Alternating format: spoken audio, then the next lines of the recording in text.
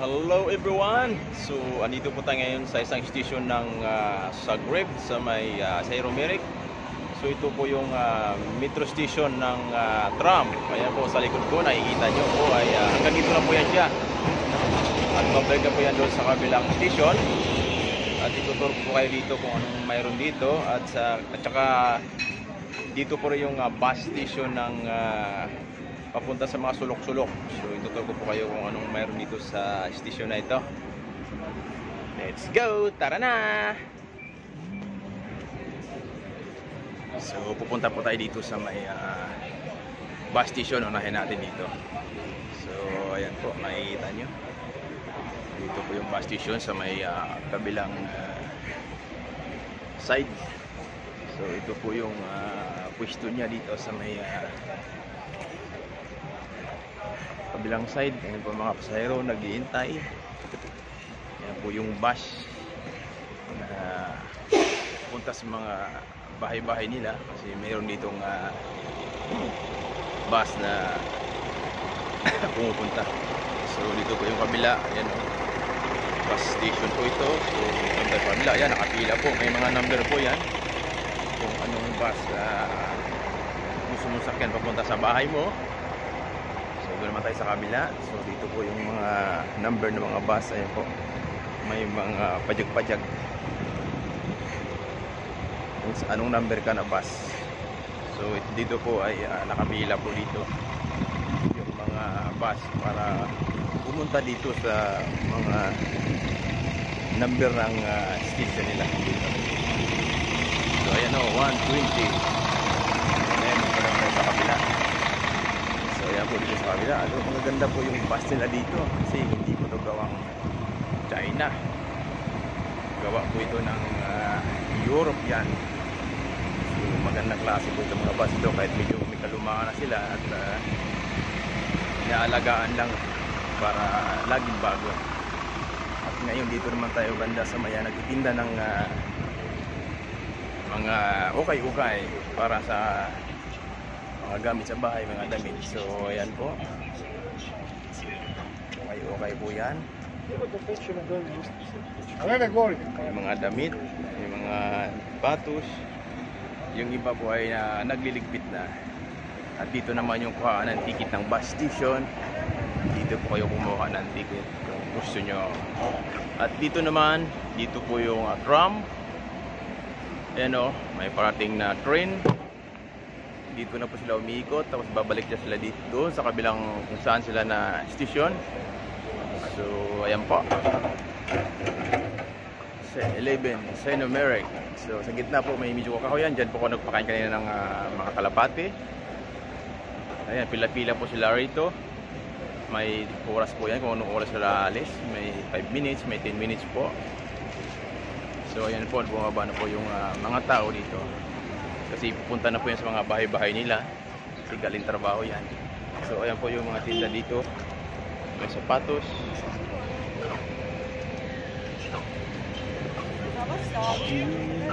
Dito naman ay bangkita po ito. Nagtitinda po siya ng mga second hand. Magaganda po yung mga paninda nila dito. Ayan, magaganda pa nila. Yung iba nakabalot pa. Ito yung mga brief, naka-brief. May mga bra, mga ganda dito. Mababarat mo sila dito kung gusto mong bumili. So ayan, bago, maganda to. Kaso mayroon marami na akong bag napupulot ko sa basurahan.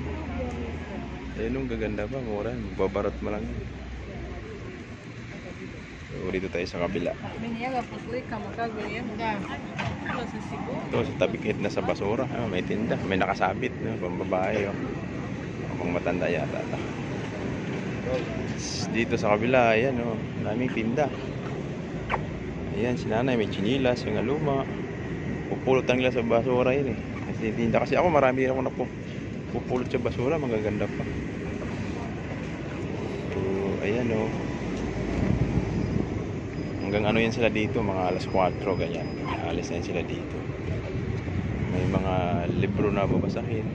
Pinagbumakas yung mga Croatian ay Mili magbasa ng libro. Lalo na yung mga yayaman. Yung wala nang ginagawa. Yung mga glasses, patos pang babae, pang lalaki, topsider.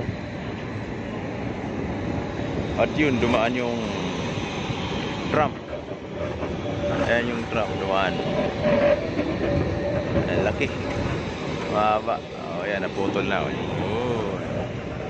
Pipilayin sila dyan. Papunta yan doon sa Supot o saan. Marami silang pupuntahan. Iba-iba yan sila ng destino. So, tuloy natin dito. Ayan, mayroong ano, Metrosan. Mayroong sa ilaw. Madami dito. Mga remote ng TV.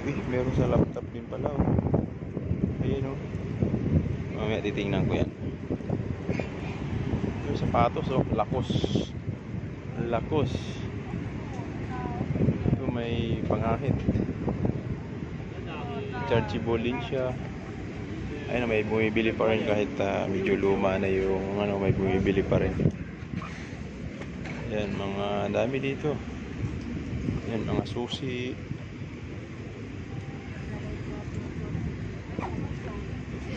Ang dami dito nga pagpilian mo. Pero mas marami talaga dun sa pinupuntahan ko. Dun sa may ano, Supot. Doon halos lahat ng tinda. Dito kasi kumbaga ano lang sila dito.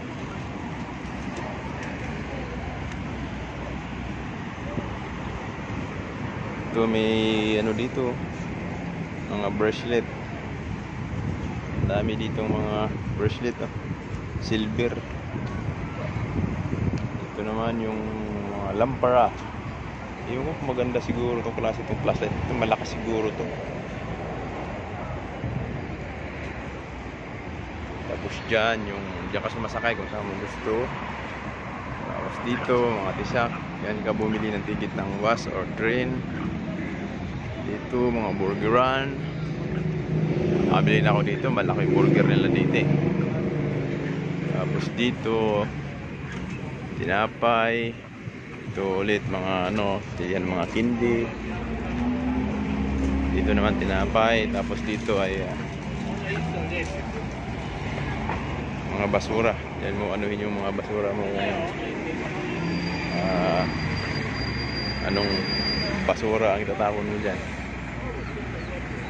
Kasi dito po yung kabuuan ng yan, lumabas yung mga ano sa bus.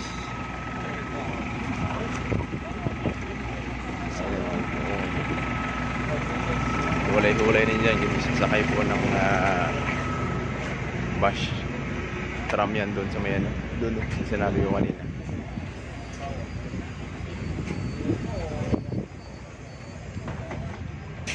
Ayan, tapos paparking yan doon sa may parkingan nila. Apat mo na pasahero. So, ayan lang po ang ating update. At dito naman, hindi ko alam kung anong meron dyan. Ayan po ang update dito sa may Senyo Metro Station. So, ayan po yung isang train, tumakbo na. So yung isa naman po ang pupwesto. So dito naman sa kabilang side, si nanay ay nagligpit na. So babalik naman yan siya bukas ng bandang tanghali. Pinito! Finish! So hindi niya ako nitinyan. Dito po yung mga basura nakalagay. At dito naman sa kabilang way, galing po ito sa mga bahay-bahay nila. Papuntang city po sila. Kung saan sila papasok or mamamasyal. Dito po ang babaan galing sa mga bahay-bahay nila. So dito po, ayan, diyan po yung pilahan ng mga tram saan ka pwedeng pumunta. So dito naman yung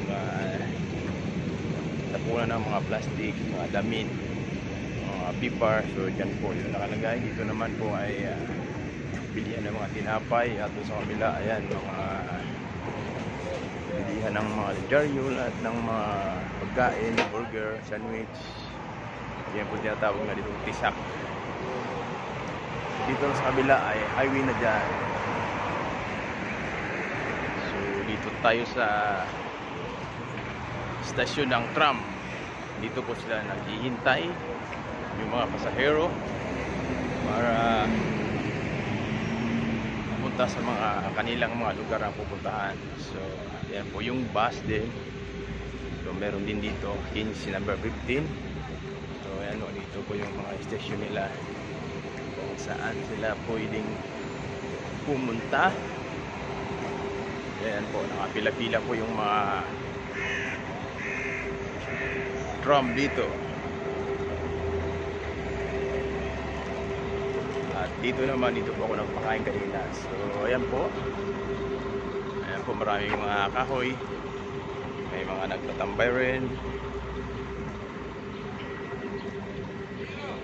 Ayan po, number 2. Papunta po ito ng I think Supot. So ayan po, maraming nagtatambay dito. So dito po tayo sa gilid ng train. Lalakad kasi nga dito yung train parang sasakyan lang din kasama sa traffic. Hindi kagaya sa Pilipinas na nasa itaas at may sariling mundo.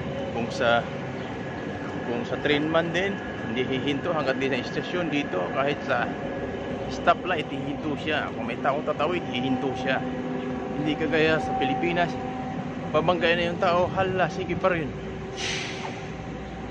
Wala pong patawad ang train ng Pilipinas. At dito naman iba po dito. Hihinto po yan. Kung may mga pedestrian po yan, hihintuan po nila yan. Hindi po pwedeng hindi nila hintuan. Sa Pilipinas, walang pakialam ang buhay ng tao doon. So dito naman ay mga coffee shop dito banda. At dito naman banda ay yan, mga bakery, fanfic bakery. At dito ay highway na dito. Daanan ng mga train to sa lahatan na. Pati yung mga bus, kotse. Dito na lahat po yan. So ayan, makikita nyo highway na dito. Guys, stoplight, pedestrian. At dito po kami, dito po ako sasakay, number 6 yan.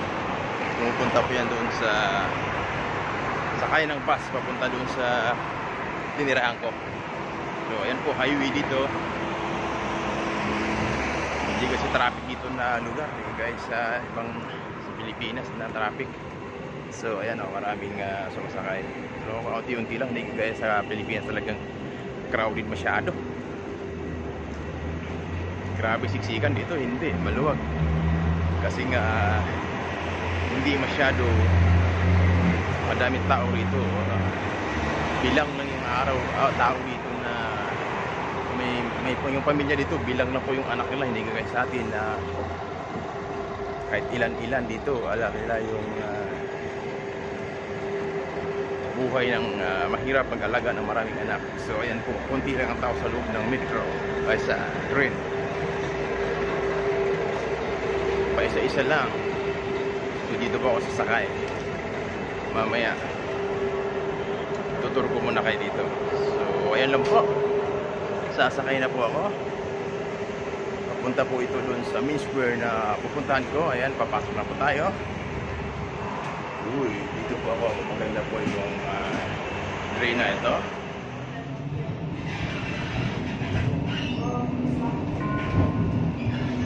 So, malis na po